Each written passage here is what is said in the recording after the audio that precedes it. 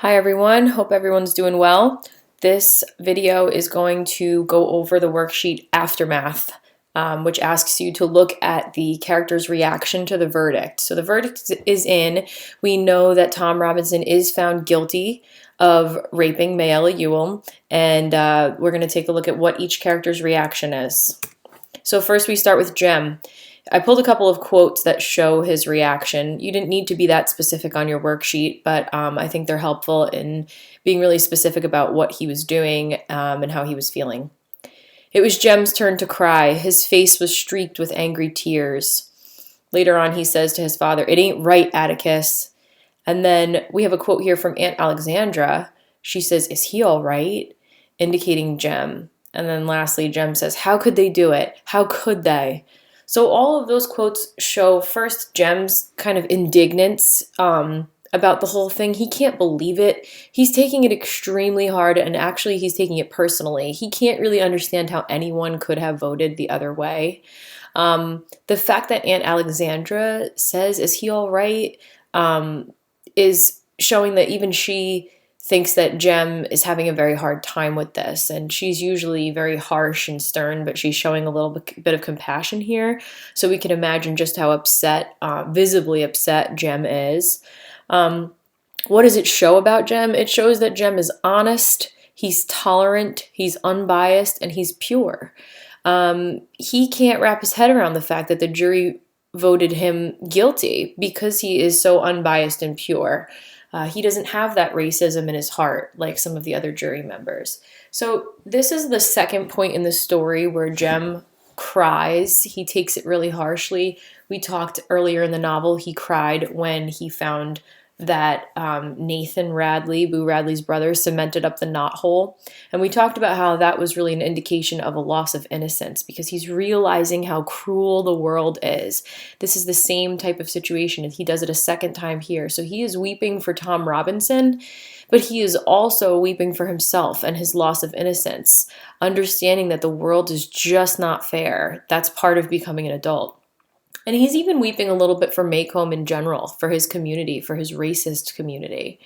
So this is a real coming of age point for Jem. I added this little footnote at the bottom here. Miss Maudie has a reaction as well, which we'll get into a little bit later, but she usually makes 3 little cakes for the kids, for Jem's Scout and Dill. But this time she made 2 little cakes and 1 big cake, and Jem ate a slice from the big cake at Miss Maudie's. So this is another indication that he is growing up. He's a grown-up now. He has lost that innocence. And believe it or not, the trial was very much a part of that in him understanding the cruel world that he lives in. Scout doesn't really have a specific reaction, especially in chapter 22. She just kind of remains a silent observer about everything. And as the narrator, she doesn't really reveal her own feelings. She probably does have some feelings, but she's very young and she probably isn't too sure of how she should feel about it. So all she's really doing is looking around and gauging the reactions of everybody else around her. Jem's reaction, Dill's reaction, her father's reaction, Miss Maudie's reaction, and she's trying to kind of make sense of it all. Dill seems very angry. He is, in the first quote that I chose there, he's talking about his aunt, who is Miss Rachel, and he says, "I'd have got her told," growled Dill, gnawing a chicken leg. So he's referring to a comment that Miss Rachel made about Atticus. She said, "Well, it's not our fault if he wants to take his case, take this case of Tom Robinson." She compares him taking the case to Atticus butting his head against a stone wall. So in other words, he knew he wasn't going to get anywhere taking the case. She's kind of talking badly about Atticus, and it makes Dill pretty angry. And then he calls out his aunt, Rachel, for drinking. He says, "I know she drinks 2 pints a day. I've seen her."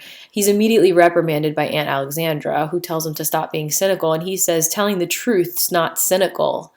So again, he's growing up just like Jem, and he's starting to notice certain things. But he's a little bit different from Jem. So Jem cries because he's more sad. He's mourning the loss of innocence, but Dill's response to it is one that's more angry. He's, angrily gnawing the chicken leg, whereas Jem probably is unable to eat because he feels more sad about it. He's starting to realize that people are wicked and evil. And then he kind of concludes the chapter by saying that he thinks when he grows up he'll be a clown because there's nothing you could do except laugh at people. And I'm going to join the circus and laugh my head off. Jem astutely reminds him that clowns really aren't the ones laughing, that people are the ones that laugh at clowns. So Dill says, I'm going to be a new kind of clown. I'm going to stand in the middle of the ring and laugh at folks. Every one of them ought to be riding broomsticks. Aunt Rachel already does. So again, this is more him expressing this whole idea that he feels that people are wicked and evil. Atticus has an interesting reaction to the trial, but it's what we probably would have expected from him. Here are a few quotes. It says, our father sighed. I'm going to bed, he said. If I don't wake up in the morning, don't call me. So here we could see his exhaustion and his disappointment as a parent. He's worked really, really hard on this case. He's worked hard to try to save this man's life, and he's failed. And it's very heavy on him.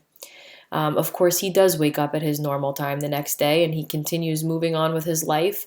But we can, just by that comment, we see that he's grown really tired of this whole situation. Another quote, it says, Aunt Alexandra's eyes were anxious. You're the last person I thought would turn bitter over this. I'm not bitter, just tired. I'm going to bed. So again, he's kind of sharing his exhaustion and frustration. And then he tells Scout, he says, they've done it before, they did it tonight, and they'll do it again. And when they do it, it seems only children weep. So when his children are speaking to him saying they can't believe it and how could they have done this to Tom Robinson, he is kind of pointing out the cyclical nature of the racism and how it kind of never really ends.